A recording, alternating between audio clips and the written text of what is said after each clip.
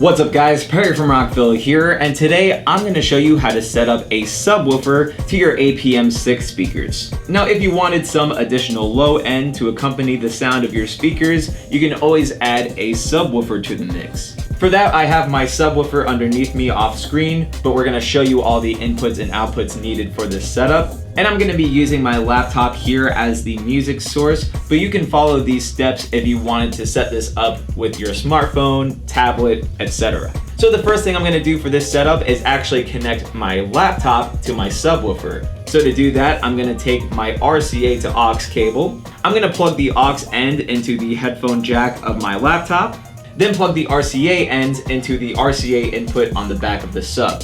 So now that my laptop is connected to the sub, I'm going to want to connect the sub to the speakers. So to do that for today, I'm going to be using an RCA cable. I'm going to plug one end into the RCA output on my sub. Then I'm going to plug the other end into the RCA input on the back of the speaker. Now if you were using a subwoofer that had XLR or quarter-inch outputs, remember you can always use the left and right combo jack inputs to connect your sub to the speakers as well. From here I'm going to raise the volume on my speakers, and since we're using the subwoofer for our low end, I'm actually going to go to the bass switch here on the back of my speakers and flip that to -4 dB so that we're not hearing as much low end coming out of our speakers, so that we have plenty of room for it coming out of the sub. You can also adjust the treble switch on the back of your speaker to add more high end if you feel like that's lacking with all the low end coming from your sub.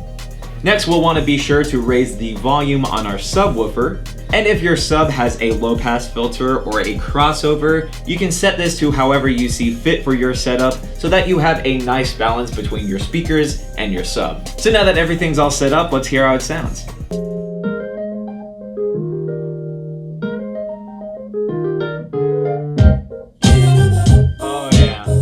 Really feeling that low end now. Oh, that's awesome.